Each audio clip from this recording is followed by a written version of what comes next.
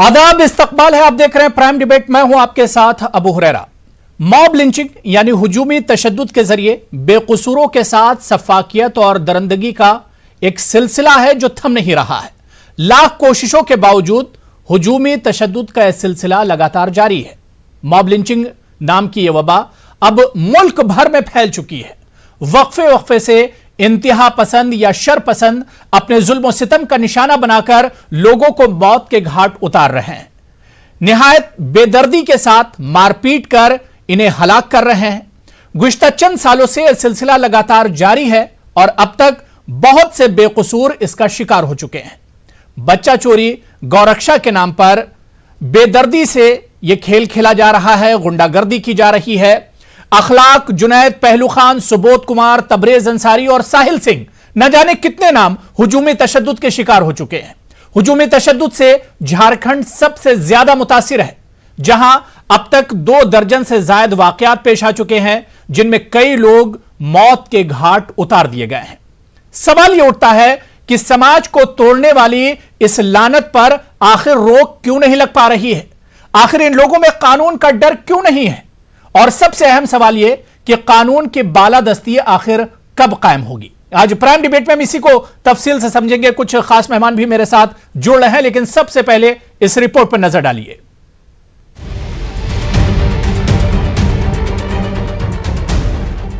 झारखंड में हुजूमी तशद्दुद का सिलसिला लगातार जारी है।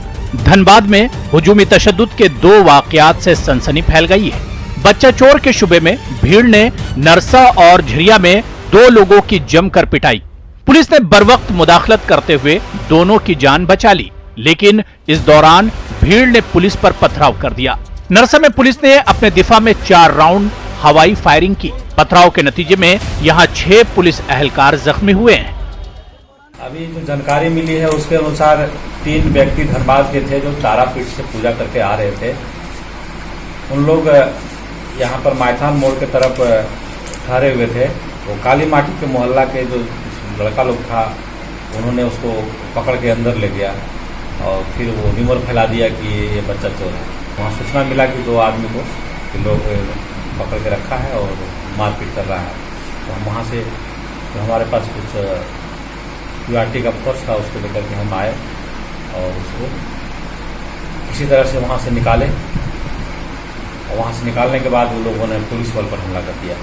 उसी दौरान उन्होंने टांगी वगैरह चलाया, मेरे ऊपर भी चलाया, लेकिन हमें लगा नहीं, रोक लिए। हमारे बॉडीगार्ड को लगा है जो अभी इलाज करा रहा है। तो घायल जवान है वो अभी इलाज करा रहा है। 8-10 पुलिसकर्मी घायल हैं, लेकिन पत्थर से ही लोगों को लगा है।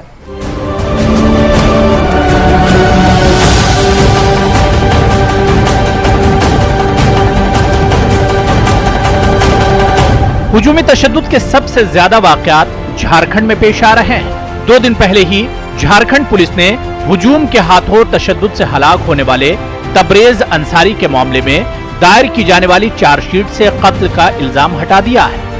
जब चार्जशीट करने का टाइम आया तो उस टाइम पोस्टमार्टम रिपोर्ट हम लोगों को जो उपलब्ध कराया गया, उसके आधार पर हम लोग जो है उस पर 302 की मामला नहीं बन रही थी, इसलिए हम लोग 304 की मामला बन रही। पोस्टमार्टम रिपोर्ट के मुताबिक तबरेज की मौत हरकते कल्ब बंद होने से हुई थी।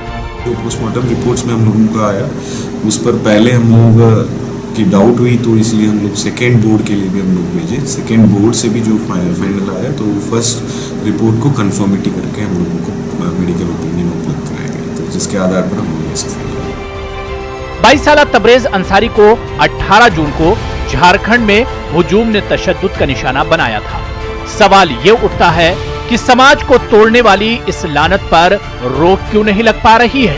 आखिर इन लोगों में कानून का डर क्यों नहीं है? और सबसे अहम सवाल ये कि कानून की बालादस्ती आखिर कब कायम होगी? Bureau report, news 18 Urdu. तो हुजूमी तशद्दुद की जो लानत है या मॉब लिंचिंग की जो लानत है, वो एक तरह से बढ़ती ही जा रही है। आखिर इस पर काबू क्यों नहीं पाया जा रहा है? लगातार इस तरह के वाकये होते जा रहे हैं। आज ही झारखंड में 2 वाकये पेश आए हैं धनबाद में, जहां पर बच्चा चोरी के नाम पर 2 लोगों की जबरदस्त पिटाई की गई। और गनीमत तो यह हुआ कि मौके पर पुलिस पहुंच गई, वरना शायद इन दोनों को अपनी जान से हाथ धोना पड़ता। बड़ा सवाल यह उठ रहा है कि आखिर जो शरपसंद हैं, जो इंतहा पसंद हैं, इनके दिलों से कानून का खौफ क्यों आखिर निकल गया है, या यूं कहा जाए कि कानून की जो बालादस्ती है वो आखिर कहां पर है, सरकारों का लॉ एंड ऑर्डर आखिर कहां पर है, या इस तरह के वाकयात आखिर क्यों पेश आ रहे हैं और सरकारें इस पर काबू क्यों नहीं पा रही। क्योंकि सिर्फ झारखंड तक ही यह महदूद नहीं रह गया है, सबसे ज्यादा झारखंड जरूर मुतासिर है हुजूमी तशद्दुद और मॉब लिंचिंग से, लेकिन अब मुल्क का कोई शहर, कोई गांव इससे एक तरह से अछूता नहीं रह गया है। आज प्राइम डिबेट में हम इसी को समझने की कोशिश करेंगे कि आखिर लगातार इस तरह के वाकयात क्यों पेश आ रहे हैं और इसके रोकथाम के लिए क्या कुछ किया जाना चाहिए। कुछ खास मेहमान मेरे साथ जुड़े हुए हैं, बहुत जल्दी अपने मेहमानों का आपसे तारुफ करा देता हूं। मेरे साथ दीनदयाल बरनवाल जी हैं, तर्जुमान है, स्पोक्स पर्सन है बीजेपी झारखंड को, मेरे साथ जुड़े हुए हैं। इनके अलावा सैयद शारिक अहमद हैं, समाजी कारकुन हैं, सोशल एक्टिविस्ट हैं, वो भी मेरे साथ इस डिबेट में रांची से जुड़े हुए हैं। तहसीन पूनावाला जी पॉलिटिकल एनालिस्ट हैं और मॉब लिंचिंग के इस मामले को लेकर सुप्रीम कोर्ट तक का दरवाजा तहसीन पूनावाला ने खटखटाया है, वो भी मेरे साथ इस डिबेट में जुड़े हुए हैं। इनके अलावा अखलाक अहमद कांग्रेस लीडर हैं, वो भी मेरे साथ इस डिबेट में जुड़े हुए हैं। और बहुत अहम मेहमान SR दारापुरी साहब, साबिक IPS अफसर हैं, वो भी मेरे साथ इस डिबेट में जुड़े हुए हैं। कुछ देर में मेरे साथ प्रज्ञा भूषण सुप्रीम कोर्ट की एडवोकेट हैं, वो भी इस डिबेट का हिस्सा होंगी। जितने मेहमान मेरे साथ जुड़े हुए हैं सभी का बहुत इस्तकबाल और वेलकम है न्यूज़ 18 उर्दू में। मैं सबसे पहले दीनदयाल बरनवाल जी आपसे शुरुआत करना चाहूंगा कि झारखंड मॉब लिंचिंग की एक तरह से फैक्ट्री बनती चली जा रही है, आखिर ये वाकया रुक क्यों नहीं रहे हैं दीनदयाल जी? जी मैं आपको बताना चाह रहा हूं कि ऐसी बात नहीं है। हर घटना को लिंचिंग बताना यह भी जरूर यहाँ के विपक्षी दलों का एक साजिश है और उस साजिश के तहत लगातार झारखंड को बदनाम किया जा रहा है। आज ही जिस कवरेज की बात आप कर रहे हैं, आज का पेपर में आया है कि उनकी जो घटना थी वह हार्ट अटैक से मृत्यु हुई। निश्चित तौर पे देखिए भीड़ जब इकट्ठा हो रही है, दीनदयाल जी कहां आप बात कर रहे हैं? क्या आपने वो वीडियो नहीं देखे, वो सच्चाई आपने नहीं देखी जिसे दुनिया ने देखा है? दीनदयाल जी उस वाकये को आप झुठला रहे हैं, उस वाकये को आप झुठला रहे हैं।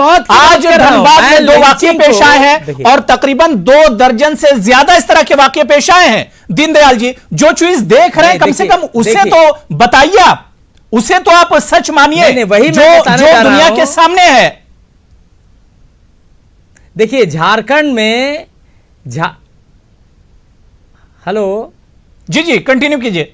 देखिए झारखंड में जो भी घटनाएं घटी है ये घटना दुर्भाग्यपूर्ण है और लगातार प्रशासन कार्य कर रही है। प्रशासन का उस समय भी देखिए कि जैसे ही तवरेज की घटना घटी वहां के 2 बड़े अधिकारी सस्पेंड हुए, पुलिस अधिकारी। उसके बाद जब उस घटना की डिटेल्स में गए तो करीब 12 लोग गिरफ्तार हुए और उस गांव में एक दहशत जैसा बना।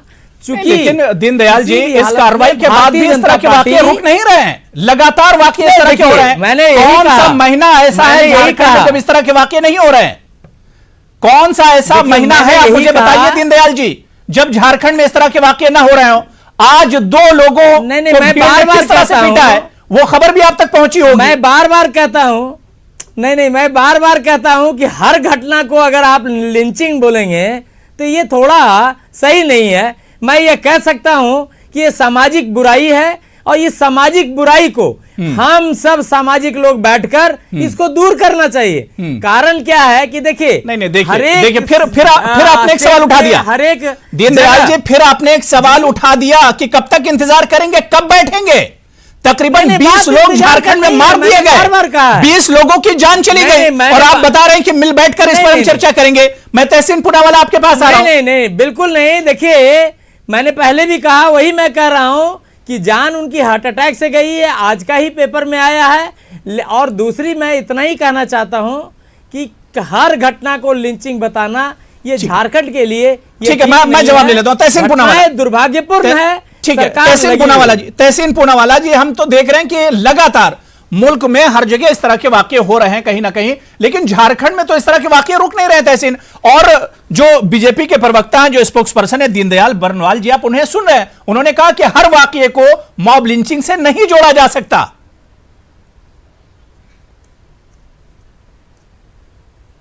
अबू जी, दोबारा आपने मुझे आपके शो में शिरकत करने का मौका दिया, इसलिए मैं आपका शुक्रगुजार हूँ और आपके माध्यम से आवाम को ये बताना चाहता हूँ। दीनदयाल जी की बातें मैं बड़ी गहराई से सुन रहा था। उन्होंने कहा कि जो तबरेज़ है उनकी मौत हार्ट अटैक से हुई है। दीनदयाल जी अगर झूठी बात ना करे, क्योंकि मैंने रिपोर्ट पढ़ी हुई है, वो रिपोर्ट कहती है cardiac failure not heart attack. देखिए, पहले आवाम को एक समझाना बहुत ज़रूरी है, क्योंकि ये मामला सुप्रीम कोर्ट में मैं लड़ रहा हूँ। इसलिए हर एक व्यक्ति इस दुनिया में, हर एक व्यक्ति इस जहान में, जब वो अपनी सांसें खत्म करेगा और मर जाएगा, आदमी को मरा हुआ तभी डिक्लेयर कर सकते जब कार्डियक फेलियर होता है। यानी कि आपके अबू भाई, मेरी और दीनदयाल भाई की मृत्यु तभी होगी जब कार्डियक फेलियर होगा। कार्डियक फेलियर हर केस में होता है, चाहे आप गोली से मरे, मारकर मरे, एक्सीडेंट में मरे या हार्ट अटैक से मरे। कार्डियक फेलियर और हार्ट अटैक में जमीन आसमान का फर्क होता है। लेकिन हम झूठ बात करना बंद करें, थोड़ी साइंटिफिक बातें करें। दूसरी बात, कार्डियक फेलियर की वजह क्या थी? कार्डियक फेलियर की वजह वो मारपीट थी, उसको पुलिस ने एलिमिनेट कर दिया है। अब तीसरी बात, कहते हैं झारखंड में कोई प्रॉब्लम नहीं है। तो जब सुप्रीम कोर्ट के फैसले में, जो मेरी केस है, जब सुप्रीम कोर्ट का फैसला आया, उसके बाद मैं दोबारा सुप्रीम कोर्ट गया हूं और दोबारा झारखंड को नोटिस मिली है और झारखंड ने सुप्रीम कोर्ट को कहा है, मुझे नहीं, सुप्रीम कोर्ट को मेरी पिटीशन पे दोबारा कहा है, कुछ गलतियां हुई है मुझसे स्वीकार करते। तो फिर दीनदयाल जी आपके चैनल पे गलत बात क्यों करते? या तो सुप्रीम कोर्ट में कहीं कोई गलती नहीं हुई, या दीनदयाल भाई ये बात कह दे कि भाई गलती हुई है, सुप्रीम कोर्ट में हम गलत बात कह रहे हैं। और लास्ट बात, मैं उनसे एक बात से सहमत हूं, वे कहते हैं हर केस को हम लिंचिंग नहीं बता सकते। बिल्कुल सही। अरे वजीर दाखिला ने पार्लियामेंट में कुछ दिन पहले कहा लिंचिंग की कोई परिभाषा और डेफिनेशन ही नहीं। इसलिए मैं खुद गया था वजीर दाखिला के पास सुप्रीम कोर्ट के आदेश पर कि भैया पहला लिंचिंग की आप डेफिनेशन डाल दीजिए। आप जानते हो सीआरपीसी और आईपीसी में लिंचिंग की डेफिनेशन नहीं है। और मैं 100 बात की एक बात खत्म करता हूं, आप मासूम का मानव सुरक्षा कानून, जिसकी सराहना सुप्रीम कोर्ट ने की है, कहा है कि ये कानून को लाना चाहिए, आप क्यों नहीं लाते? आप सुप्रीम कोर्ट का आदर करते हैं ना। सब बात छोड़ दीजिए, अबू भाई की बात छोड़िए, तहसीन की बात छोड़िए। आप तो वजीर आजम कहते हैं इन्हें मत मारो मुझे मारो, बहुत दुख होता है। बिल्कुल, वजीर आजम की बात मानिए, कानून लाइए। कानून क्यों नहीं ला रहे, इसका आप जवाब दीजिए। दीनदयाल जी, मैं आपसे जवाब चाहता हूं। सुप्रीम कोर्ट इस पर सख्त डायरेक्शन दे चुका है, उसके रूलिंग्स हैं इस पर। सारे स्टेट को उसने कहा कि सख्त कानून बनाइए और इस तरह के वाकये आपके यहां नहीं होने चाहिए। पीएम नरेंद्र मोदी जी लगातार कह रहे हैं और इस पर उन्होंने सख्त नाराजगी जाहिर की थी। उसके बाद भी हम देख रहे हैं कि नतीजा 0 है, रिजल्ट 0 है। दीनदयाल जी, नहीं, बिल्कुल नहीं है। देखिए, कानून सख्त बने हुए हैं। आप अगर कानून सख्त बने नहीं रहते तब इतने लोगों की गिरफ्तारियां नहीं होती। कानून सख्त बने हैं और काम हो रहा है झारखंड में। आज आप देख रहे हैं 5 साल की सरकार में एक भी तरह का, किसी तरह का ऐसा कोई वातावरण नहीं बना जिसको आप दंगा या किसी तरह का कह सकते हैं। चूंकि दीनदयाल जी, आप टीवी स्क्रीन पर आप और मैं एक नेशनल चैनल पर बैठकर लगातार झूठ बोलते जा रहे हैं। जो सच्चाई झारखंड की वो सबके सामने है।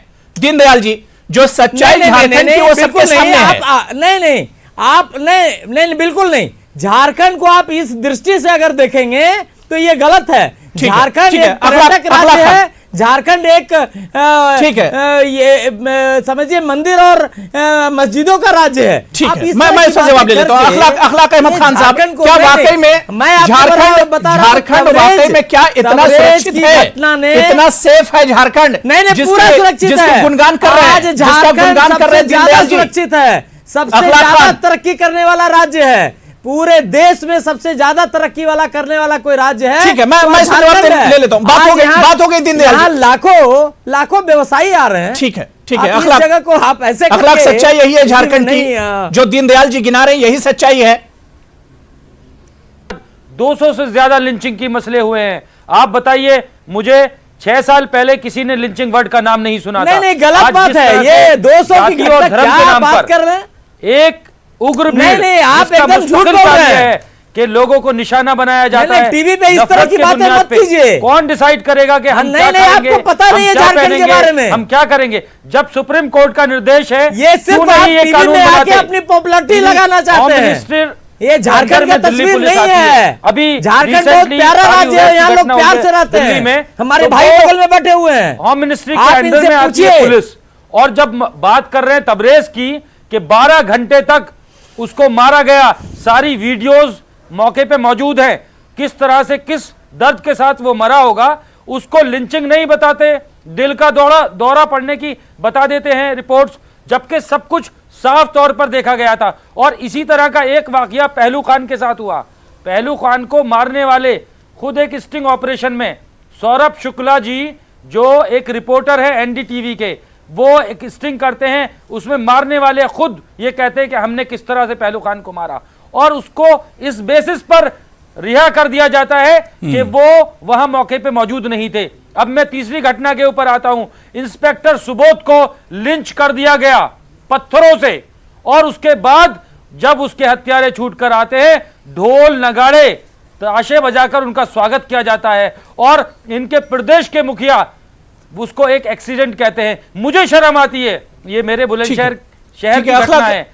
आप मैं ये तो एक नेशनल लेवल की जो तस्वीर है वो आप बता रहे हैं। अखलाक, जिस तरह से अखलाक खान, आप तो बात देखिए, आपने 200 केसेस जो मॉब लिंचिंग के बताइए, तो पूरे मुल्क में एक तरह से पेश आए, चाहे उसमें यूपी की बात करें, चाहे राजस्थान की बात करें, चाहे झारखंड की बात करें, चाहे मध्य प्रदेश की बात करें, महाराष्ट्र की बात करें या हरियाणा की बात करें, आप तो पूरे मुल्क की बात कर रहे हैं। मैं असल में झारखंड को समझना चाह रहा हूं। शारिक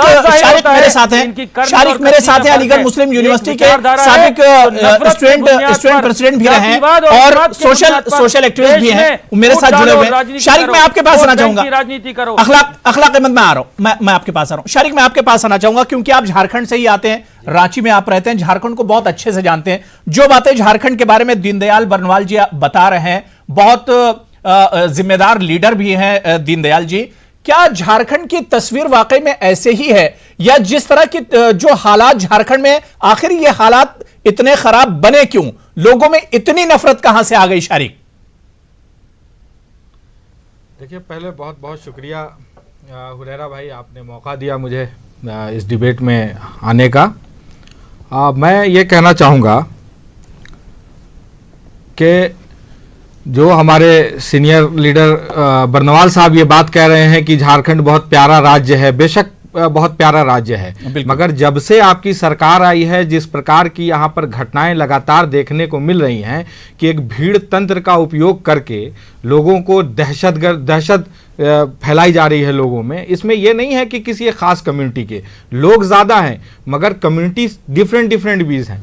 उसमें हमको ये देखना होगा कि सरकार जो है किस तरह से इसमें एक्ट कर रही है। मुझे समझ में ये आता है, और मैंने जितना देखा अभी तक झारखंड में घूम करके और लोगों से मिल करके, मैं कई सारे ऐसे परिवारों से भी बात करता रहता हूँ और उनकी जो है चीज़ों को समझने की कोशिश करता हूं कि अभी उनके क्या हालात हैं। अब जैसे आप देख लीजिए, गुज़िश्ता कुछ दिनों पहले, ये तो तबरेज का केस बहुत अभी रिसेंट में हुआ है, एक मार्च में केस हुआ था हमारा वकील खान का हुसैनाबाद में। आप वहां देखिए कि उस जगह पर 9 लोगों को अभियुक्त बनाया है। मैं उनके भाई से बात कर रहा था आज, मैंने उनसे पूछा क्या स्टेटस है, उन्होंने कहा 9 लोगों को हमने अभियुक्त बनाया है, और 9 में से 5 लोग गिरफ्तार हुए। 5 में एक आदमी जो है, एक बच्चा था, वो क्या अंडर एज था, 17 ईयर्स से कम एज थी उसकी, जिसकी वजह से वो उसको बेल मिल गई। बाकी लोग जेल में, मगर 5 लोग जो आज तक गिरफ्तार नहीं हुए, 5 लोग जो आज तक गिरफ्तार नहीं हो, उनके बारे में क्या कहेंगे बर्नवाल साहब? मुझे ये बताया जाए कि जिस तरह से तबरेज के मामले में मामला आया कि अभी उसके कार्डियक अरेस्ट के बारे में कह करके उसको केस को कमजोर किया जा रहा है, इसमें बर्नवाल साहब क्या कहेंगे? मुझे यह समझ में नहीं आता है कि सरकार जो है एक क्या बनाना चाह रही है इस देश को, क्योंकि सिर्फ एक पर्टिकुलर कम्युनिटी की बात नहीं है, यहाँ डिफरेंट कम्युनिटीज की बात है। ये देश के लिए बहुत खतरनाक है। जाहिर समझते हैं मरने वाला पहले हिंदुस्तानी है, जिसके साथ जुल्म हो रहा है पहले हिंदुस्तानी है, हिंदुस्तान के संविधान का पैरोकार है, वो बाद में है। जिसके साथ जुल्म हो रहा है, जाहिर सी बात है कि वो सबसे पहले तो इंसान है और दूसरे की हिंदुस्तानी है। बर्नवाल जी, जिस झारखंड की आप बात कर रहे थे, देखिए उसकी सच्ची तस्वीर शारिक यहां बता रहे हैं और आपके साथ ही बैठे हुए हैं। बर्नवाल जी, जिस तरह से तबरेज के वाकये को आप छोड़ दीजिए कि 302 के बाद 304 एक तरह से लगा दिया गया, चार्जशीट से जो कत्ल का मामला था उसे एक तरह से हटा दिया गया। मैं सिर्फ यह समझना चाह रहा हूं कि इस तरह के वाकये झारखंड में बार बार क्यों हो रहे हैं। लिंचिंग आप कह रहे हैं कि इसे लिंचिंग से ना जोड़ा जाए, मैं कह रहा हूं ठीक है लिंचिंग से नहीं जोड़ा जाए इसे, लेकिन इस तरह के वाकयात हो क्यों रहे हैं कि सरेआम किसी को भी पकड़िए और उसे आप पीट दीजिए। कौन कहता है कि आप कानून हाथ में लीजिए? आप कौन होते हैं कानून हाथ में लेने वाले? सरकार का लॉ एंड ऑर्डर कहां है बरनवाल जी? नहीं, देखिए सरकार का जो कार्य है वो बखूबी कर रही है। भीड़ तंत्र का कहीं पर भी भारतीय जनता पार्टी सपोर्ट नहीं करती है। और सबसे बड़ी बात है कि देखिए ये सामाजिक बुराई है, जो सामाजिक बुराई है उसको सामाजिक बुराई की तरह से जब तक समाज के लोग नहीं लेंगे कोई भी बुराई समाप्त नहीं हो सकता है। जहां तक बात है, अभी अब इन्होंने खुद स्वीकार किया कि वहां पे जो हुसैनाबाद की घटना है उसमें 5 लोगों की गिरफ्तारी हुई है। तो 5 लोगों की जो गिरफ्तारी हुई, बड़े भाई ठीक है, मैं आपकी बात मान रहा हूं। आप बताइए, मार्च में घटना 13 मार्च की घटना है, बात मान रहा हूं, 13 मार्च की घटना ये बात है। कोई अगर सऊदी अरब में छिप जाएगा या कोई कहीं जाके छिप जाएगा तो ये हो सकता है, लेकिन मैं आपको बोल रहा हूं कि क्या 5 लोगों की गिरफ्तारी नहीं हुई? नहीं, 5 जो आज की गिरफ्तारी हुई, ये कामयाबी नहीं है बरनवाल जी। 5 लोग को 9 में 5 को गिरफ्तार करना ये कामयाबी नहीं है। और मैं सिर्फ वहां पर 4 लोग आपकी गिरफ्त में नहीं आए, ये नाकामी है आपकी। 4 लोग सरकार की गिरफ्त में, पुलिस की गिरफ्त में नहीं आए, ये नाकामी है। आप कामयाबी, आप 5 लोगों की गिरफ्तारी पर क्यों जा रहे हैं? जो 4 लोग गिरफ्त में नहीं आए वो तो नाकामी है। कानून का डर झारखंड में बखूबी है, लेकिन कुछ ऐसे उपद्रवी लोग हर जगह रहते हैं, ये आपको पता है। लेकिन मेरा मानना सिर्फ इतना ही है पिछले 70 कि साल से तमाशबीन लोगों को भी सुनिए, नहीं ठीक है, आप तमाशबीन लोगों को भी अगर उसमें शामिल कर लेंगे। कई लोगों को आप देखे होंगे कि वीडियो बना रहे हैं। अरे आप वीडियो क्यों बना रहे हैं? आपके माध्यम से मैं कहना चाहता हूं, आप जो वीडियो बनाने में संतृप्त रखते हैं उससे बेटर है कि आप वहां लगिए और उसको बचा लीजिए। देखिए हर मौके पे, हर जगह पे, हर जहां पर भी ये घटना घटती है, फिर बरनवाल जी, फिर आपकी पुलिस, आपके लॉ एंड ऑर्डर और आपके इंटेलिजेंस का फिर क्या माने रह गए? फिर आपकी पुलिस कहां गई, आपका लॉ एंड ऑर्डर कहां गया, आपका इंटेलिजेंस कहां गया? मैं आपको बार बार बोलता हूं, इंटेलिजेंस का मामला तब होता है जब कोई प्री प्लानिंग करके कोई कार्य किया जाता है। यहां प्री प्लानिंग नहीं है। नहीं, देखिए लगातार इस तरह के वाकये सवाल उठाते हैं। 2 दर्जन से ज्यादा वाकये हो गए, लगातार नहीं है, 2 दर्जन से वाकये हो गए। सुप्रीम कोर्ट की रूलिंग पर सरकार ने ध्यान क्यों नहीं दिया? 2 दर्जन से ज्यादा वाकये हो गए, सुप्रीम कोर्ट की जो रूलिंग थी उस पर ध्यान क्यों नहीं दिया झारखंड सरकार ने? फेल्योर है। मैं आप बोल सकते हैं, आपके बोलने से सरकार फेल नहीं होने वाली है। ठीक है, सरकार यहाँ झारखंड बात हो गई, बरनवाल जी बात हो गई, सरकार है, मैं आ रहा हूं, मैं तहसीन पुनावाला आपके पास आ रहा हूं। उससे पहले एसआर दारापुरी साहब, इसीलिए ठीक है, बात हो गई, बात हो गई, सारी बात हो गई, जैसी घटनाएं हो रही बोलिए, बोलिए। बरनवाल जी बात हो गई, मैं फिर आ रहा हूं, बात हो गई। बरनवाल जी सुन लीजिए, किए जाएंगे, ठीक है, लोग सोच रहे हैं ना। ठीक है, दीनदयाल बरनवाल जी सुन लीजिए थोड़ा सा, को इस तरह बनाएंगे, नहीं बना सकेंगे। ठीक है, बरनवाल जी, दीनदयाल जी बात, बात हो गई, ठीक है, बात हो गई, वो थोड़ा सा ऑडियो डाउन कर दीजिए भाई, झारखंड राज्य का थोड़ा ऑडियो डाउन कीजिए। मैं एसआर दारापुरी साहब आपके पास आना चाहूंगा। सर, बड़ा तजुर्बा आपको रहा है खासतौर से एडमिनिस्ट्रेशन में रहने का। मैं सिर्फ ये समझना चाह रहा हूं कि आज जिस तरह से धनबाद में जो मामला हुआ, मॉब लिंचिंग की एक भीड़ आती है, 2 लोगों को बच्चा चोरी के शक में पकड़ लेती है और पीटती है। हालांकि जब पुलिस बचाने आती है तो अब सर शरपसंदों के इतने ज्यादा हौसले बढ़े हुए हैं कि पुलिस पर भी उन्होंने पथराव कर दिया। आखिर यह हौसला मिल कहां से रहा है?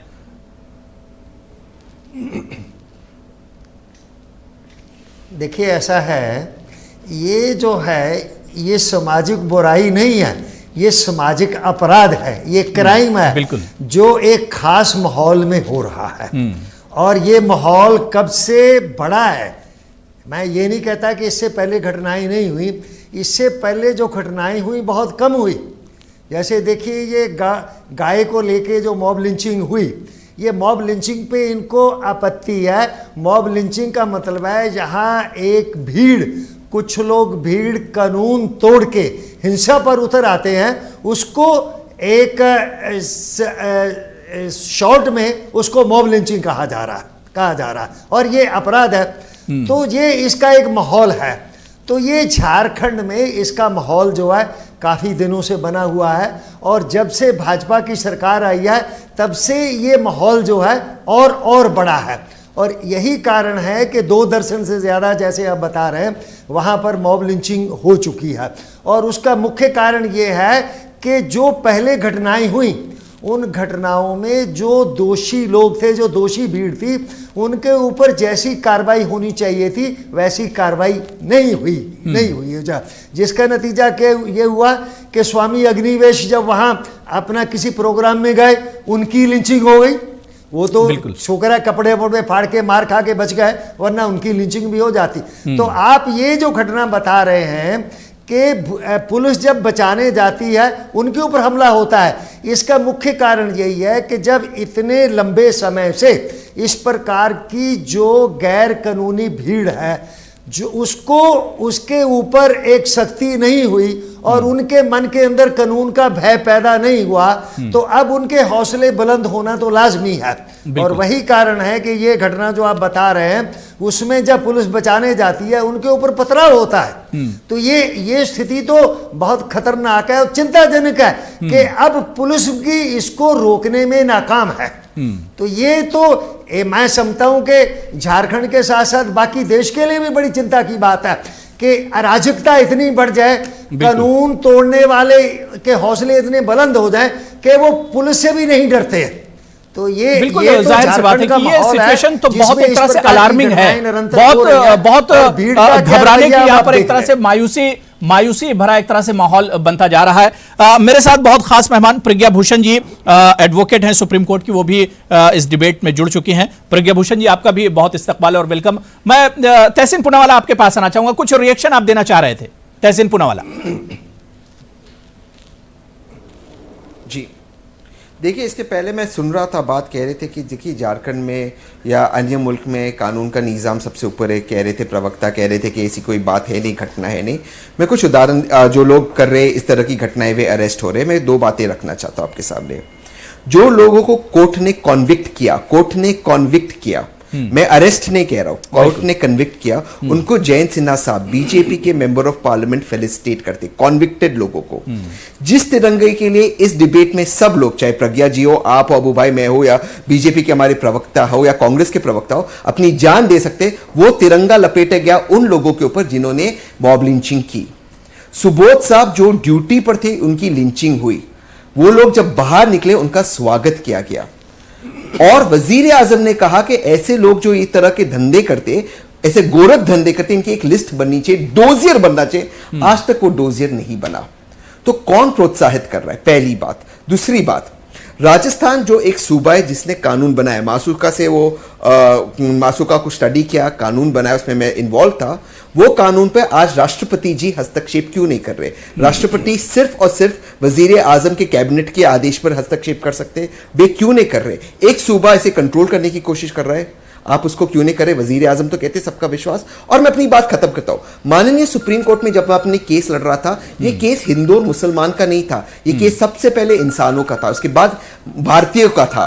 उसमें 6 हिंदुओं के उदाहरण दिए, 6 मुसलमानों के उदाहरण दिए, इसमें आदमी, औरत, थर्ड जेंडर सबका उदाहरण दिया गया था। सुप्रीम कोर्ट ने कहा ये लोकतंत्र है, भीतंत्र में इसकी तब्दीली नहीं होनी चाहिए। क्या कानून का निजाम हम ऊपर नहीं रखेंगे?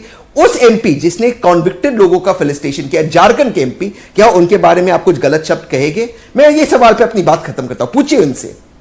बिल्कुल दीनदयाल जी, देखिए अब सवाल तो बनता है कि हौसले इसी तरह से बढ़ते हैं लोगों के, जो बार बार इस तरह के वाकये हो रहे हैं, क्योंकि इनका हौसला बढ़ाया गया है। जिस तरह से तहसीन पूनावाला ने कहा कि जेल से निकालते हैं तो उनका ढोल नगाड़ों के साथ उनका इस्तकबाल और वेलकम किया जाता है, मतलब हौसला इनका बढ़ाया जा रहा है कहीं ना कहीं। नहीं, अबू जी उनका थोड़ा उनका समझदारी का थोड़ा झारखंड की बहुत कमी है। सबसे पहला बात तो यह है कि जब कोर्ट ने बरी किया, उसके बाद जयंत सिन्हा जी ने, चूंकि जयंत सिन्हा जी जानते थे उनका कॉन्स्टिट्यूशन है, वो वहां का एमपी हैं और उनको सब बात पता था कि यह कुछ गलत हो रहा है, नंबर 1। नंबर 2, देखिए सरकार ने पूरे देश में सबसे पहले वहां फास्ट ट्रैक कोर्ट के लिए प्रस्तुत किया और फास्ट ट्रैक कोर्ट से वहां पर कार्य हुए हैं। और वहां जो निर्णय आया है फास्ट ट्रैक कोर्ट से। तो कुल मिला के कहें तो सरकार संजीदगी से ये सारे केसेस को देख रही है। और मुझे लग रहा है, फिर बार बार मैं बोल रहा हूं कि इल्जाम लगाना बहुत आसान है, लेकिन झारखंड देखिए इल्जाम तो इस वजह से लग रहा है बार बार झारखंड में इस तरह वाकयात आ रहे हैं। ठीक है, आपने फास्ट ट्रैक लगा दिया, आप उस पर कार्रवाई कर रहे हैं, लेकिन ये कार्रवाई रुक क्यों नहीं रही है? सवाल यहाँ पर बनता है, ये इस पर ब्रेक क्यों नहीं लग रहा है? आप कहिए कार्रवाई कहां नहीं हो रही है, सरकार कहां लापरवाही कर रही है? आज सरकार यहाँ का बहुत दुरुस्त है और सरकार जानती है, इसी वजह से लगातार इस तरह के वाकये हो रहे हैं। प्रज्ञा भूषण जी, मैं आपको बताऊं कि ठीक है, रांची में मैं छोटा सा बात करके समाप्त करूंगा। जी। रांची में अभी आज से 4-5 महीना पहले ही एक छोटी सी घटना बड़ी घटना ले सकती थी, लेकिन दोनों तबके के लोगों ने आगे आकर घटना को रोका। तो ये झारखंड है साहब, यहाँ पे बहुत प्यार से लोग रहते हैं, इसको बदनाम मत कीजिए। ठीक है, मैं प्रज्ञा भूषण जी आपके पास आना चाहूंगा। प्रज्ञा भूषण जी, सुप्रीम कोर्ट की जो रूलिंग थी या जो डायरेक्शन था वो बहुत सख्त था और उसने तमाम स्टेट से कहा था कि इस तरह के वाकये यानी मॉब लिंचिंग या इस तरह के भीड़ तंत्र वाले जो वाकये होते हैं ये नहीं होने चाहिए। लेकिन हमने देखा कि स्टेट पर बहुत से स्टेट ऐसे जिन पर इसका कोई असर पड़ा नहीं। बिल्कुल अबू, सबसे पहले देखने वाली चीज ये है कि शुरू में लॉ एंड ऑर्डर जो है वो स्टेट की जिम्मेदारी है।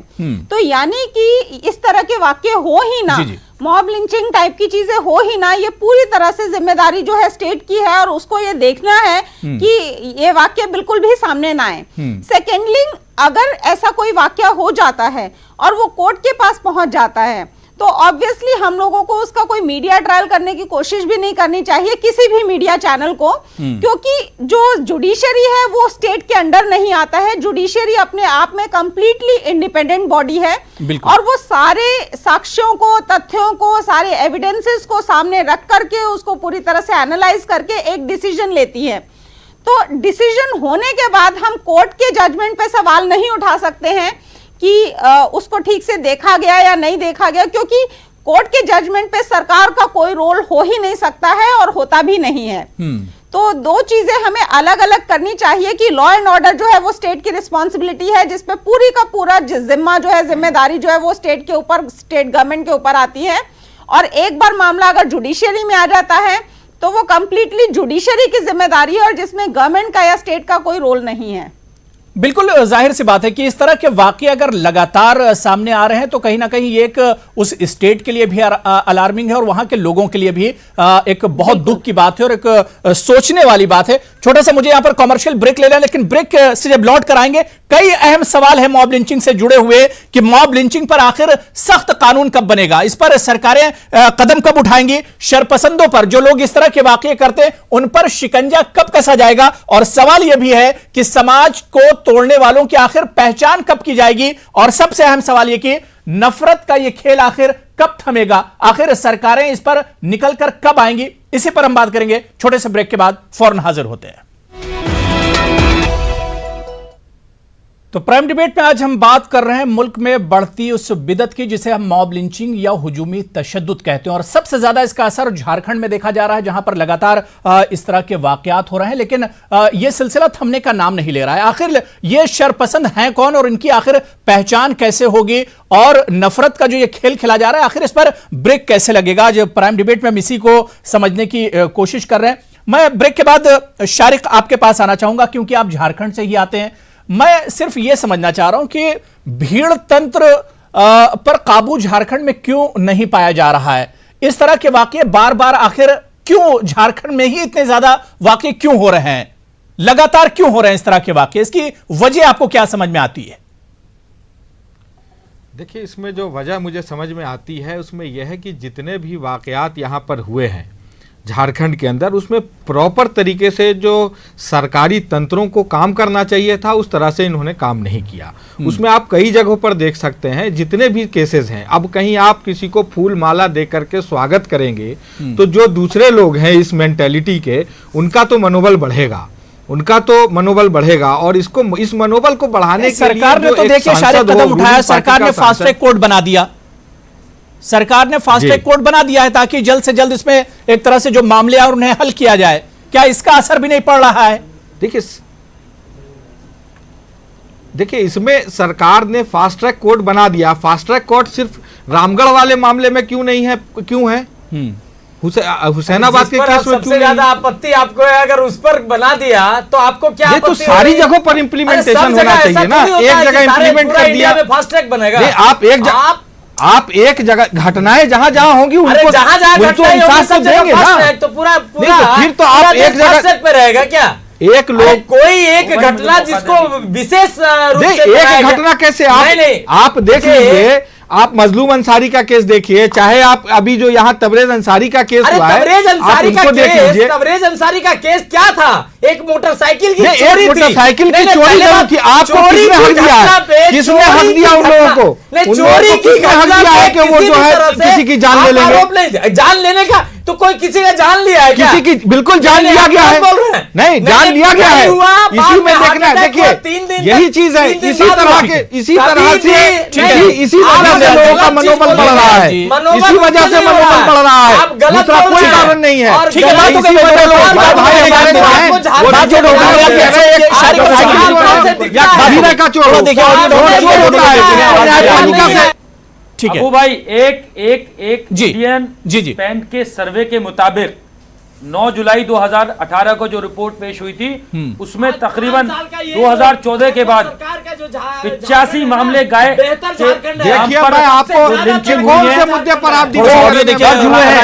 रिकॉर्ड कह रहे हैं, और उसके बाद 56% उसमें मुस्लिम शिकार हुए हैं और मरने वालों की संख्या 88%। ये धर्म जाति से जोड़ के नहीं देखना चाहिए, लेकिन ये जो एक सोच संघ और बीजेपी की कि सिर्फ वहां पे नारे लगाए गए, आप कैसी बात कर रहे हैं? वहां तबरेज को मारा गया जय श्री राम न कहने पर पूरे मीडिया चैनल्स पे सबने देखा कि किस तरह से उसको लिंच कर दिया गया। उसी तरह दूसरा वाकया इंस्पेक्टर सुबोध का, उसी तरह जुनैद को, उसी तरह अखलाक को, उसी तरह रोहित वेमुला को, हर तरह त्राही मचा रखी है लिंचिंग के नाम पर। और दूसरी बात ये सुनिए, ये घटना होती है, कहीं की भी घटना हो हम उसकी कड़ी निंदा करते हैं, उस पर तर्क नहीं देना चाहिए। जिस तरह से पहलू खान के मसले पर जो है मीडिया पर अगर वो मुजरिम कह रहे हैं, क्यों नहीं उन्हें सरकार ने कानून बनाकर अंदर भेजा?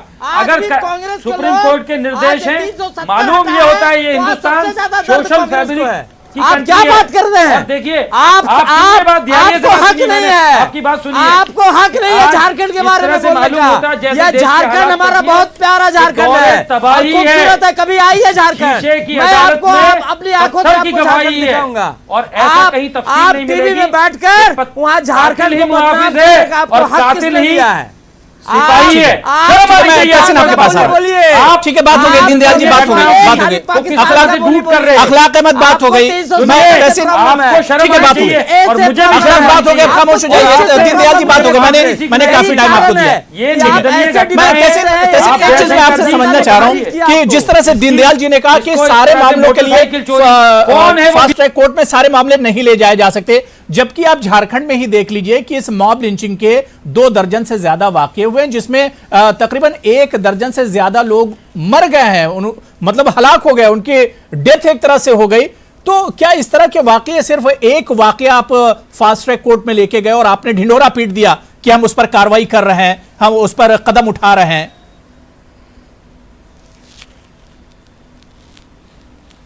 एक्चुअली अगर आप मॉब लिंचिंग का जजमेंट पढ़े जो मेरे केस में माननीय सुप्रीम कोर्ट ने दिया है, और मासो का जो उन्होंने कहा कि अगर जब तक कानून नहीं बनता तो ये कानून सिर्फ पार्लियामेंट या असेंबली बना सकती है। सुप्रीम कोर्ट ने जो गाइडलाइंस दी है, अगर आप जजमेंट को पढ़े तो उसमें सुप्रीम कोर्ट ने कहा है हर केस में फास्ट ट्रैक केस होना चाहिए, इसीलिए तो कंटेम्प्ट ऑफ कोर्ट लगा है झारखंड के ऊपर। तो अगर हम नेशनल टीवी पर आते और डिबेट करते, हम फैक्ट्स के साथ डिबेट करें, सिर्फ चिल्लाए ने, ये मेरी अपील है। दूसरी बात दीनदयाल भाई ने ये कही कि उन्होंने कहा कोर्ट ने जो झारखंड में जो जयंत सिन्हा साहब के ने जिनका प्रोत्साहन किया, जिनको फूलों की हार माला पहनाई, उनको बरी किया था। मैं डिबेट पे आना बंद कर दूंगा, केस डायरीज मेरे पास है, केस में सुप्रीम कोर्ट में लड़ रहा हूं, कोर्ट ने किसी को बरी नहीं किया था, उनको कॉन्विक्ट किया था, हाई कोर्ट ने सिर्फ बेल दिया था, बरी किसी को नहीं किया था। दोबारा नेशनल टीवी पर आकर झूठ बोलना ये सही बात नहीं, आप बीजेपी के प्रवक्ता हो। और लास्ट बात मैं कहना चाहता हूं, बार बार नेशनल टीवी पे चिल्लाना, कोई व्यक्ति हमारे को पैनलिस्ट बोल रहे कि आपको झारखंड के बारे में बोलने का अधिकार नहीं। देखिए, झारखंड और ये मुल्क हमारा मुल्क है। आर्टिकल 21, आर्टिकल 14, आर्टिकल 19 हमें अधिकार देता है, ना मोदी अधिकार हमसे ले सकते, ना कोई और हमसे अधिकार देता है, अधिकार हमें देश का आईन देता है। तो कृपया यहां पर चिल्लाइए मत।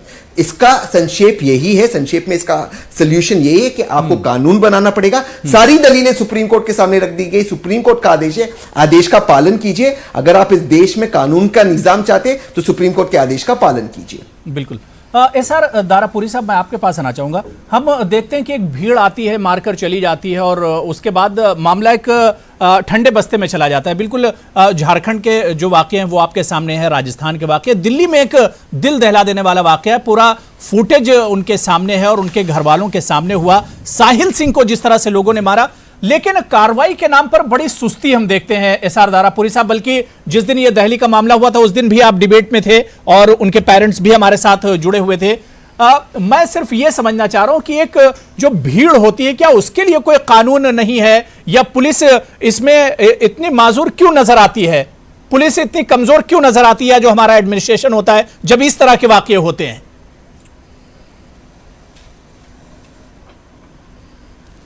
देखिए, ऐसा है कि ये सबसे ज़्यादा जो डिपेंड करता है वो तो सरकार के नज़रिए पे डिपेंड करता है।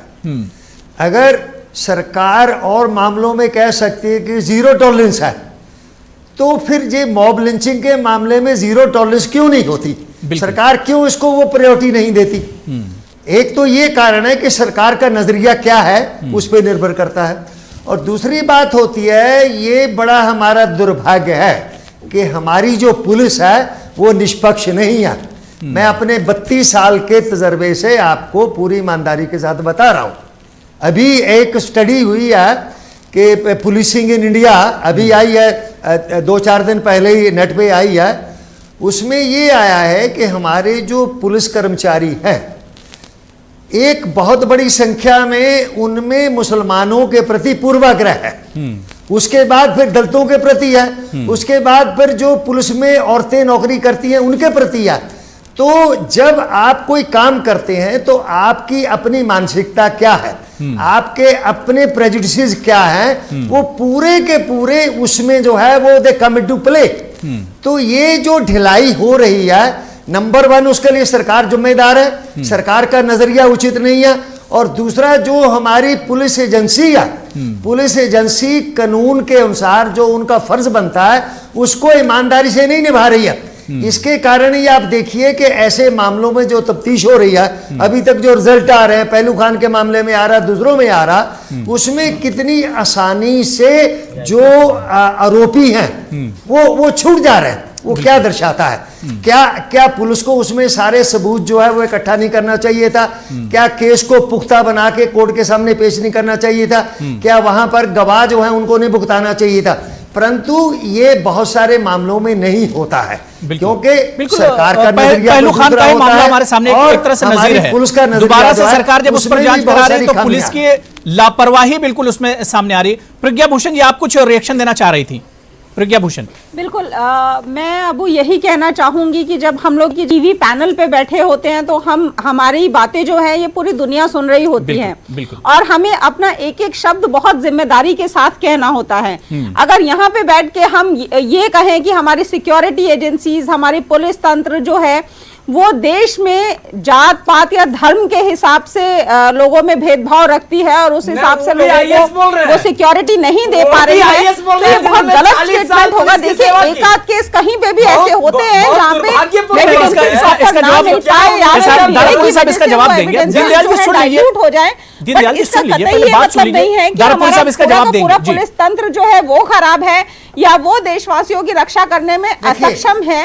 और पुलिस के ऊपर अदालतें बैठी हैं, कोर्ट्स बैठी हैं जो कि पूरी तरह से देख रही हैं, नजर रखे हुए हैं। अगर पुलिस की इतनी सी भी गलती होती है तो अदालतों के द्वारा पूरी तरह से उनको लताड़ा जाता है, उनको जवाब दे रहे हैं, और रिमांड हो जाती है। तो इस तरह की बातें करने से हम पूरे देश में अविश्वास की भावना फैला रहे हैं, पूरे देश के लोगों में अविश्वास की भावना फैला रहे हैं, जो कि आप गलत पहले है। सुनिए जरा जहां थोड़ा तक सा। कि ठीक तबरेज है। अंसारी के भी प्रज्ञा आप भूषण। केस की बात करेंगे तो उसमें प्रज्ञा क्या जी, सुनिए, फर्क है? देखिए, दारापुरी साहब आपका जवाब दे रहे हैं। अमाउंटिंग अरे टू आप- मर्डर आप नहीं कह लीजिए, जाया, आप बोल लीजिए, फिर बोल लीजिए, चुप कर। प्रज्ञा भूषण जी, प्रज्ञा Not भूषण जी, अब enough सुन लीजिए, to सुन लीजिए, murder देखिए है। दारापुरी साहब जवाब दे वो रहे हैं। भी इसलिए क्योंकि जो ये आप इंसिडेंट बोलती हुआ जाइए। ये 18 तारीख का मैं हुआ चुप और रहता 22 हूं। तारीख को डेथ होती है, चलिए, आप क्योंकि कह लीजिए जो कुछ पोस्टमार्टम कह रहे हैं रिपोर्ट्स आपको। में कार्डियक अरेस्ट आता है, आप कहती पोस्टमार्टम जाइए, आप रिपोर्ट जो- पुलिस नहीं बनाती है, पोस्टमार्टम अरे रिपोर्ट भैया, आप इनको चुप डॉक्टर्स कराइए बनाते तभी हैं। तो मैं बोलूं।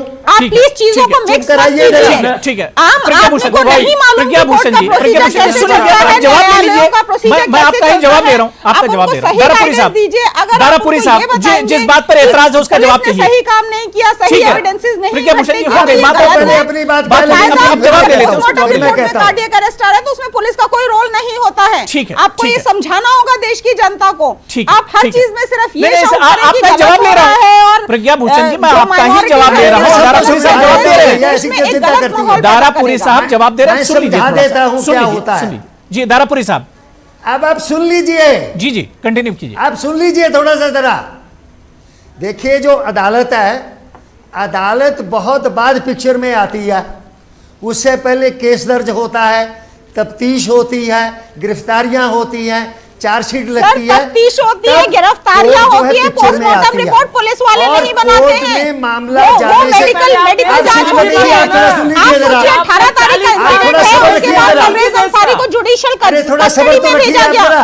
उन जुडिशियल कस्टडी से पहले भी आप इनको चुप 100% कराइए पहले मेडिकल जरा, जांच फिर हुई मैं होगी। बोलूंगा। प्रज्ञा भूषण, मेडिकल सुन जांच लीजिए, के आप थोड़ा सा- बावजूद मैं जुडिशियल रिक्वेस्ट कर रहा हूं। कस्टडी में भेजा जा रहा है, यानी कि डॉक्टर्स की रिपोर्ट प्रज्ञा होगी कि भूषण जी, वो सुन सही लीजिए, हालत में देखिए, है। गलत से वो बात इस कीजिए गंभीर क्या? हालत में नहीं नहीं, ठीक है, कि देखिए, उनकी आप डेथ होता है। कानूनी पहलू से और बात उस कर रही हैं और वो भी मेडिकल रिटायर्ड जांच आईपीएस के हैं। बाद 32 साल जवाब 32 साल दिया उन्होंने भी जाएगा। जॉब की है।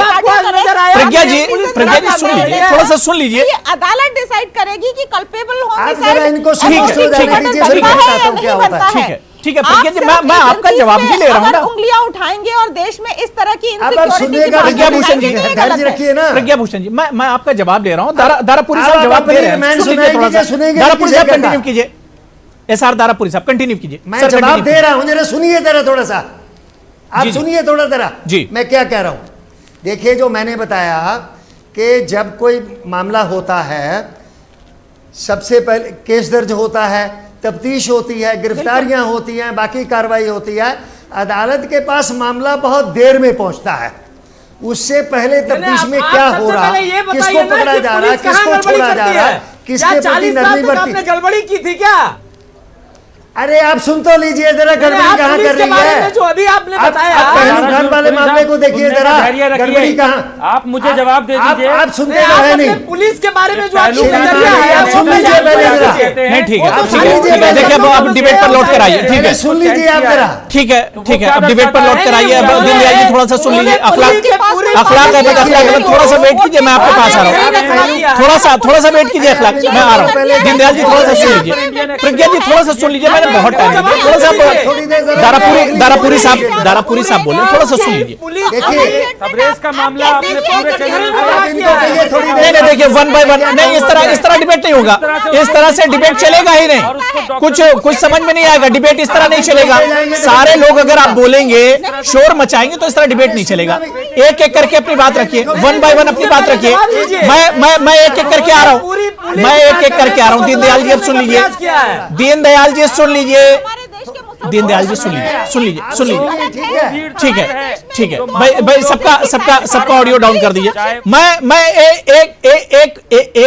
एक और इशू है, मैं उसकी तरफ भी ध्यान दिलाना चाहूंगा कि इस तरह के वाकयात पर जो लगातार बयानबाजी होती है, सियासी बयानबाजी खासतौर से, उसका भी बहुत असर पड़ता है और उससे भी हौसला मिलता है। एक वीएचपी का एक बयान हमारे पास है, वो भी हम अपने जो पैनलिस्ट हैं उन्हें मैं सुना देना चाहता हूं, उसके बाद मैं लौट कर आता हूं।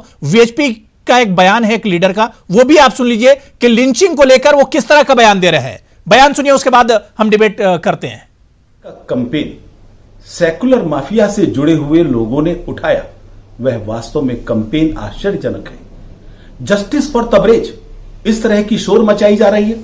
कौन लोग हैं ये वही लोग हैं जिन्होंने justice for Yakub, justice for Afzal इस तरह का कैंपेन चलाया था। इनको नहीं चिंता हुई कश्मीरी हिंदुओं की, इनको नहीं चिंता हुई दिल्ली में त्यागी की हत्या की, इनको नहीं चिंता हुई अशोक माहौर की हत्या की। क्या हिंदू को न्याय नहीं चाहिए? क्या आपको कानून में विश्वास नहीं है? कुछ दिन रुक जाइए, न्यायालय से निर्णय होने दीजिए, उसके बाद में भी अगर इनको न्याय नहीं मिलता है तब आप शोर मचाएं तो समझ में आता है। तो देखिए, इस तरह के बयानात हैं जो एक तरह से आग में घी का काम करते हैं। यहां पर समाज को जोड़ने की बात हो रही है, लेकिन जिस तरह की बेतुके बयानबाजी हो रही है, इससे समाज टूटता है। तहसीन पूनावाला, क्या वाकई में आपको नहीं लगता है कि इस तरह की जो बेतुकी बयानबाजी और खासतौर से जो हमारे सियासी लीडर इस तरह के बयान देते हैं, इससे और माहौल खराब होता है?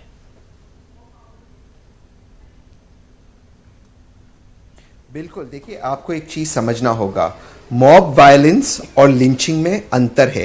हर लिंचिंग मॉब वायलेंस होती है, लेकिन हर मॉब वायलेंस लिंचिंग नहीं होती। लिंचिंग का अर्थ क्या है? लिंचिंग का अर्थ है कि किसी को सियासी फायदा हो रहा है। ये सिर्फ हिंदू मुस्लिम इश्यू नहीं है। बिल्कुल। आप एक हिंदू हो सकते हैं, दिल्ली के हिंदू हो सकते हैं जो महाराष्ट्र में आपको मराठी बात करनी नहीं आती है, या एक साउथ इंडियन हिंदू हो सकते हैं जिनको महाराष्ट्र में मराठी बात करनी नहीं होती और भीड़ इकट्ठा होती है आपको इसलिए मारती क्योंकि आपको मराठी बात करनी नहीं आती। ये भी एक लिंचिंग है। आप एक थर्ड जेंडर के व्यक्ति हो सकते हैं और लोग कहते हैं भैया आपकी समाज में कोई जगह नहीं है, तो भीड़ इकट्ठा होती है आदमियों की और आपकी लिंचिंग करती है। आप एक औरत हो सकते हो और भीड़ इकट्ठा होते हैं आपको इसलिए लिंच करते हैं क्योंकि उनको आपकी जायदाद चाहिए, उसमें भी एक फायदा है। तो लिंचिंग के पीछे किसी ना किसी को कुछ फायदा है, या तो पैसे का फायदा है तो सियासी फायदा। इसीलिए इस तरह की बयानबाजी हो रही है। अगर 84 में 2002 में अफजल गुरु के समय कहीं पर कुछ गलत काम हुआ हो, क्या उसका मतलब है आज वो गलत काम दोहराया जाए? इस बात की हमको समझ होनी चाहिए कि कानून में इस तरह की वॉटर बाउंड्री नहीं चलती। कानून बस अपना काम करे, ये जरूरी, क्योंकि पहले इंसाफ नहीं मिला इसलिए आज इंसाफ नहीं मिले। क्या ये एक सिविलाइज्ड मुल्क को शोभा देता है? इस बात पर मैं अपनी बात समाप्त करना चाहता हूं। बिल्कुल बिल्कुल, बहुत बहुत शुक्रिया तहसीन पूनावाला मेरे साथ जुड़ने के लिए। लेकिन मैं दीनदयाल बरनवाल जी आपके पास आना चाहूंगा कि अब सवाल ये उठ रहा है कि इस तरह के वाकये रुकेंगे कैसे? अब आपने कहा कि सरकार कदम उठा रही है। अगर दीनदयाल जी सरकार कदम उठाती है तो 2 दर्जन से ज्यादा इस तरह के वाकये नहीं होते। ठीक है, हम सबको मॉब लिंचिंग नहीं कह रहे हैं, सब हुजूमी तशद्दुद नहीं है, भीड़ तंत्र की वजह से नहीं हो रहे, लेकिन जो भी हो रहा है झारखंड में ये इंसानियत के खिलाफ है और ये समाज को तोड़ने वाला है। क्या सरकार को इस पर ध्यान नहीं देना चाहिए दीनदयाल जी? निश्चित तौर पे अबू जी, मैं मानता हूं कि यह एक इंसानियत के लिए यह सबसे बुरा दिन होता है, और खास करके उस घर के लिए जिस घर में ये घटना घटती है या जिसके परिवार की घटना घटती है। मैं उसके साथ पूरा संवेदनशील होकर मैं आपके साथ बात करना चाह रहा हूं, इस डिबेट में बात करना चाहता हूं कि यह इस तरह की जो घटनाएं घटती है, निश्चित तौर पे इस पर रोक लगनी चाहिए। इस तरह ऐसी घटनाओं को सामाजिक बुराई, सामाजिक अपराध के भावना से देखना चाहिए। तो ऐसे लोग सरकार भी एक्शन में होनी चाहिए ना, सरकार को एक्शन में आना पड़ेगा, भी करना चाहिए, बहिष्कृत भी होना चाहिए। लेकिन मैं फिर से एक बार बात करना चाहता हूं कि आईपीएस होकर जिस तरह से इन्होंने पुलिस महकमे पर पूरी की पूरी पुलिस महकमे पर इन्होंने सवालिया निशान किए। नहीं देखिए, अब आपकी सरकार पर सवालिया निशान लगा तो उसका जिक्र आप नहीं कर रहे हैं। आपकी सरकार पर सवालिया निशान लगा हुआ है, उसका जिक्र आप नहीं कर रहे हैं। इतने वाकये क्यों हो रहे हैं? ये जिम्मेदारी किसकी बनती है? ये जिम्मेदारी दीनदयाल जी किसकी बनती है? सरकार वहां पर आपकी है, जिम्मेदारी सरकार की होती है। आईपीएस बहुत बड़ा जिम्मेदारी है। बात को आज वो आईपीएस से रिटायर किए हैं, तोड़िए मत, इस तरह की बात नहीं करनी चाहिए। इशू को दूसरी तरफ ले जाइए, पुलिस को बदनाम नहीं करना चाहिए। ठीक है, मैं प्रज्ञा भूषण जी आपके पास आना चाहूंगा। प्रज्ञा जी, जिस तरह से वाकये हो रहे हैं, मैं सिर्फ झारखंड की बात नहीं कर रहा हूं, पूरे मुल्क की बात कर रहा हूं। तकरीबन 200 वाकये पूरे मुल्क में हुए हैं और झारखंड में 2 दर्जन से ज्यादा इस तरह के वाकये हुए। प्रज्ञा जी, पहली नजर में नहीं, 2 दर्जन नहीं भैया, 2-3 सुप्रीमेसी ऑफ लॉ है ही नहीं। आप इस तरह कानून की जो बालादस्ती, कानून का जो अपर है वो एक तरह से सामने नजर नहीं आ रहा है। लोगों में कानून का लग रहा है डर ही नहीं रहेगा। पल्लू नहीं झाड़ रहा है, नहीं सब रिकॉर्डेड है। बोलिए आप कम से कम, सब रिकॉर्डेड है। 2-3 घटना कह करके आप इसे धर्म को लेके अलग नहीं करना चाहिए। बिल्कुल, बिल्कुल। चाहे वो ध्रुव त्यागी हो दिल्ली के, चाहे वो तबरेज अंसारी हो, चाहे वो अंकित जैन हो, बिल्कुल लिंचिंग हुई है तो सबके साथ हुई है और वो गलत हुई है। और लिंचिंग्स जो है ना, ये हमारा आम आदमी जो है इससे इसको कोई फायदा नहीं है। ये लिंचिंग जो है एक पर्टिकुलर कम्युनिटी साथ में आके खड़ी होती है सिर्फ अपने एक बेनिफिट को साधने के लिए, अपने एक फायदे को साधने के लिए, उस वक्त का अपना पॉलिटिकल सॉल्यूशन ढूंढने के लिए। तो हमें सबसे पहले इसके बैकग्राउंड में जाना होगा कि कौन है जो इन लिंचिंग्स को शह दे रहा है, और सबसे पहले उसके लिए भी एक सजा तय करनी पड़ेगी, क्योंकि भीड़ का कोई चेहरा नहीं होता। Mob has no face. तो हमें ये डिसाइड करना होगा कि ये जो मॉब को एक्टिवेट करने वाला है, मोटिवेट करने वाला है, वो कहाँ बैठा है और कैसे बैठा है, क्योंकि ये सारे अलग अलग वाक्य हैं और अलग अलग मोटिव्स के साथ यहाँ पे लिंचिंग्स हुई हैं, चाहे जो भी रीजन हो। तो इन सारे वाक्यों को एक पर केस स्टडी करना पड़ेगा कि हर केस में ये अलग लिंचिंग हुई क्यों है, कैसे हुई है, कौन इसके पीछे है, इसका रीजन क्या है, और फिर हमें ये सजा तय करनी होगी कि राइट फ्रॉम द बिगिनिंग जहां से ये थ्रेट शुरू होता है वहां से लेकर के लास्ट में जो इसको एग्जीक्यूट कर रहा है वहां तक हर कोई जो गुनाहगार है उसको सजा हो, वो पहुंचे और वो इतनी खौफनाक हो कि आगे से कोई डिटरेंट होना चाहिए। जाहिर सी बात है, डिटरेंट होना चाहिए। बिल्कुल बिल्कुल। मैं अखलाक साहब आपके पास आना चाहूंगा। अखलाक अहमद, क्या वाकई में इस तरह के वाकयात पे अगर सियासत ना हो तो शायद इस तरह के वाकये रुक जाएंगे, लेकिन सियासत कहीं ना कहीं पूरे मामले को बिगाड़ देती है। अबू भाई शुक्रिया। देखिए मैं नहीं कह रहा, ये इंडियन स्पैंड की रिपोर्ट है। 2010 के बाद 85 मामले हुए और 85 मामले जो दर्ज हुए उसमें से तकरीबन जो है 2012 से 13 तक एक एक घटना है सिर्फ। 14 के बाद से जो घटनाएं हुई हैं उसने देश का माहौल खराब कर दिया है। ये सबने देखा है पूरे देश में। मसला यह है जब कानून, डेमोक्रेसी की खूबसूरती अबू भाई इसकी होती है कि जो कानून में बैठे हैं वो माइनॉरिटी को स्पेस मिलना चाहिए और वो उस पर संज्ञान लें। जो लोग लेकिन इस तरह के वाकयात को रोकने के लिए तो सबको देखिए निकल कर आना होगा। सरकारें तो अपना काम कर ही रही, लेकिन हमें और आपको सबको इसे निकल कर आना होगा, क्योंकि सबसे पहले तो हमें इंसानियत को बचाना है और उसके बाद एक हिंदुस्तानी को बचाना है, हिंदुस्तान को और अपनी जमहूरियत को एक तरह से सेव करना है, अपनी जमहूरियत को बचाना है। तो सभी की जिम्मेदारी बनती है, सभी की जिम्मेदारी बनती है कि इस तरह की लानत के खिलाफ हम लोग निकल कर सामने आए। बिल्कुल, देखिए टाइम मेरे पास नहीं बचा है।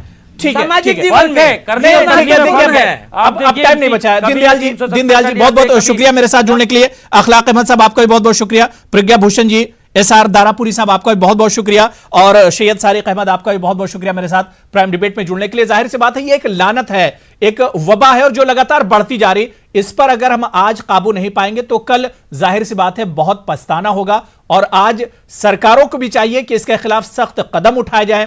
पीएम मोदी इस पर नाराजगी जाहिर कर चुके हैं, सुप्रीम कोर्ट ने सख्त हिदायत दी है। अब यह जिम्मेदारी क्योंकि हम जमहूरी मुल्क में रहते हैं, हमारी भी जिम्मेदारी बनती है कि इस लानत के खिलाफ मिलकर हम खड़े हों और मजबूती के साथ खड़े हों और उन शरपसंदों का मुकाबला किया जाए। बहुत बहुत शुक्रिया सभी का प्राइम डिबेट में जुड़ने के लिए। आदाब।